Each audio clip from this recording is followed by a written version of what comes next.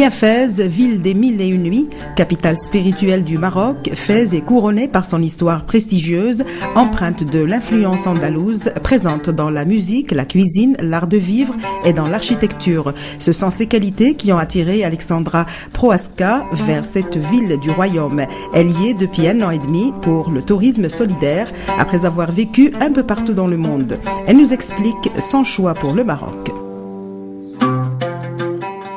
Je m'appelle Alexandra Prohaska, j'ai 39 ans, je vis à Fès depuis 1 an et demi et je suis dans le tourisme solidaire. Alors mon parcours de vie, je suis née à Paris, d'une mère autrichienne et d'un père dont les parents étaient belges et hongrois slovaques. J'ai un frère. J'ai grandi en région parisienne jusqu'à l'âge de 13 ans. Dès l'âge de 14 ans, quand on me demandait ce que je voulais faire après mon bac, je disais partir. Et c'est ce que j'ai fait. Donc j'ai eu mon bac et je suis partie. Je pensais partir 2 ans et je suis revenue 10 ans plus tard. Donc j'ai vécu longtemps en Asie, pendant 2 ans et demi, beaucoup aux États-Unis, en Australie, l'Europe aussi beaucoup, l'Amérique centrale, le Canada et les Caraïbes à peu près, ouais, c'est ça. Et puis quand je suis revenue en France, j'ai eu envie de reprendre des études. J'ai fait des études en ingénierie de projet, ingénierie de formation et formatrice en économie sociale et solidaire. Et quand j'ai eu fini mes études, je me suis dit, bon, où est-ce que je vais m'installer pour mon projet professionnel? Et c'est là que le Maroc est apparu comme une évidence.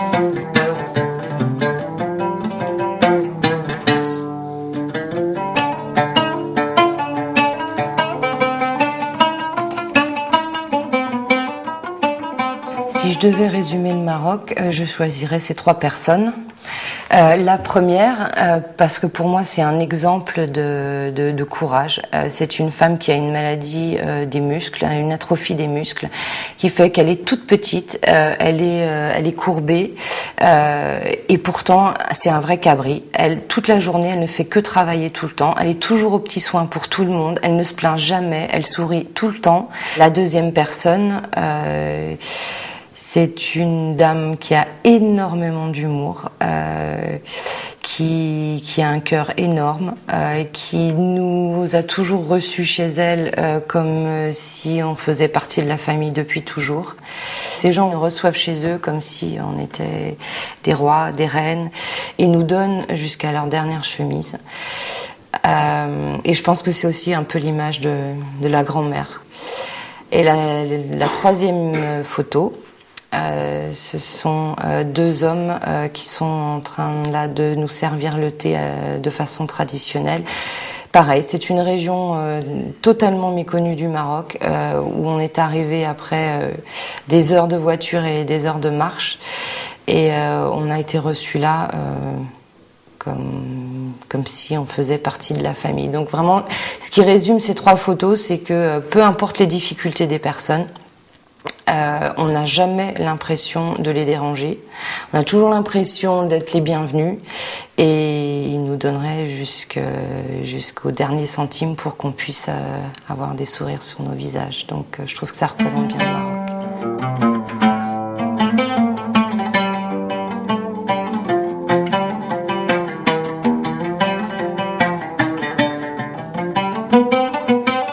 Même si les personnes étaient toutes différentes, des religions différentes, de couleurs différentes, de langues différentes, au bout du compte, ce qui est le plus important, ce sont les liens qui se créent entre les personnes.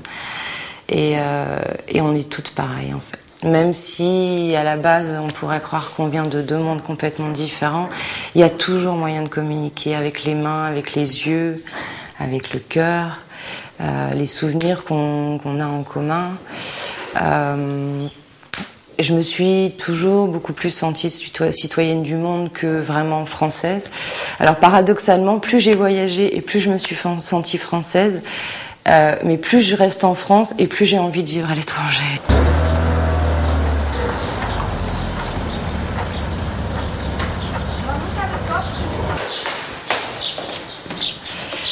Là, nous sommes dans le quartier de la route d'Imouzer, dans la ville nouvelle.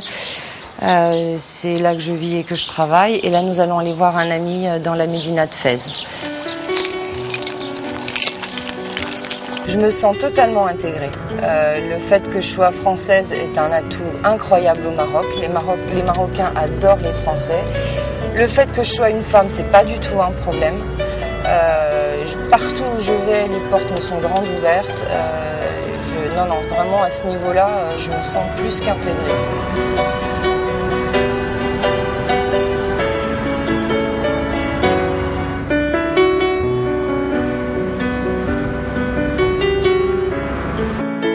Ici, nous sommes à Dar Farah. C'est un dar traditionnel qui vient d'être rénové. Et nous sommes juste entre Batha et Bab Boujloud. Et c'est Yves qui en est le propriétaire. Yves et moi, on s'est rencontrés complètement par hasard.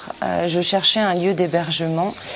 Et en me promenant dans la Médina, j'ai été invitée par Rachid, qui travaille ici à Entrée. Et c'est là que j'ai découvert que c'était un Français qui tenait ce lieu. Et puis on a discuté, et au fur et à mesure du temps, on s'est rendu compte qu'on avait la même conception du tourisme. Et puis voilà, depuis on travaille ensemble et on est devenus amis et on se voit très régulièrement. Je suis tombé amoureux de Fès dès ma première visite, car ça m'a rappelé mon village il y a 50 ans, quand j'étais tout petit. Il y avait mon père qui prêtait les chevaux pour ramasser les ordures, il y avait encore les chevaux pour labourer, et tous ces magasins, tous ces métiers qu'il y avait encore chez nous, qui n'existent plus maintenant. Et c'est ce qui m'a fait aimer Fès. Bon, j'ai visité 50 maisons avant de trouver celle-là, qui était dans un très bon quartier.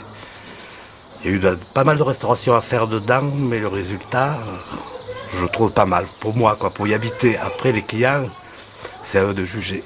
La conception que l'on a du tourisme solidaire est en fait basée sur le concept du tourisme solidaire français, puisqu'ici il n'est pas encore développé, qui est d'être en lien étroit avec les populations locales, en tout cas pour les personnes qui visitent le Maroc. C'est également de proposer des activités qui sont respectueuses des us et coutumes du pays. C'est de respecter les temps de prière, de ne pas boire dans les familles, de ne pas fumer si c'est pas permis. C'est également de faire découvrir des lieux où le tourisme de masse ne va pas. Et c'est d'être au plus proche des gens, c'est-à-dire de les accompagner avant leur voyage, d'être là sur place si jamais il y a un problème ou si les gens ont des questions, et surtout d'être là après pour leur demander comment s'est passé leur voyage et ce qu'ils ont aimé ou moins aimé pour pouvoir s'améliorer.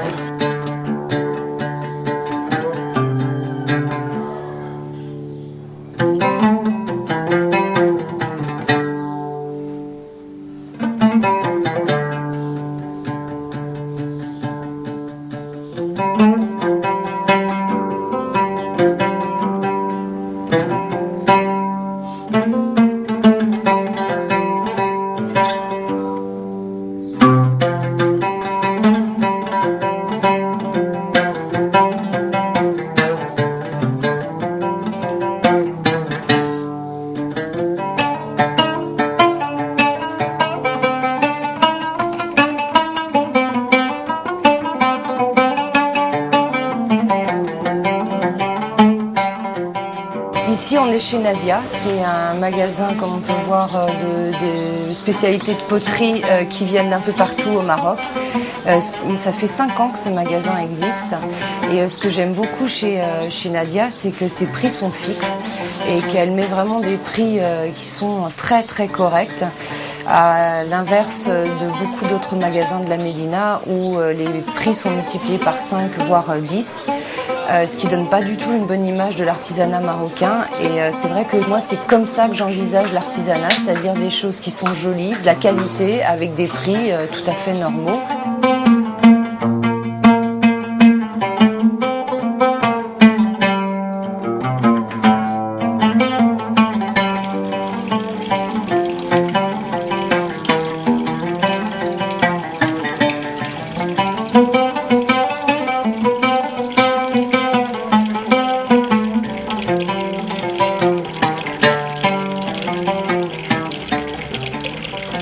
Le Maroc aujourd'hui, c'est bien différent de l'idée que j'en avais quand je suis arrivée il y a 1 an et demi. C'est vrai que j'étais venue que pour des raisons professionnelle à la base.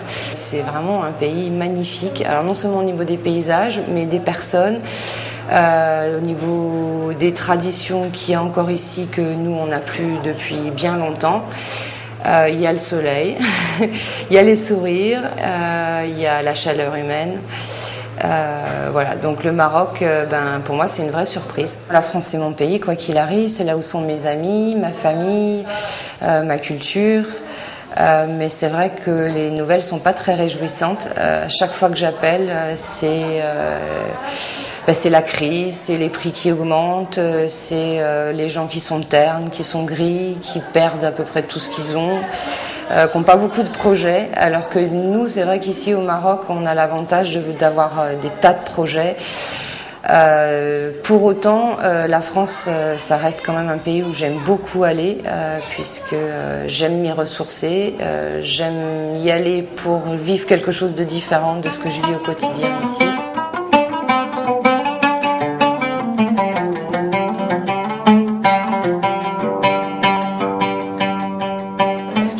Ici, je dirais que c'est la liberté de parole, de pensée, parce que c'est vrai qu'ayant énormément voyagé, il y a beaucoup de choses que j'ai vues, beaucoup de religions différentes, beaucoup de modes de vie différents, et je me rends bien compte qu'ici, il y a vraiment des choses dont je ne peux pas parler de mon expérience personnelle, parce que c'est tellement à l'opposé de tout ce que les gens vivent ici, que si j'en parlais, ils me prendraient pour une extraterrestre. Donc j'ai pas la même liberté de parole qu'avec des Français ayant vécu les mêmes choses que moi toute leur vie. Il y a des thèmes qu'on peut pas aborder, mais sinon, dans l'ensemble, pour tout le reste, il y a ce qu'il faut.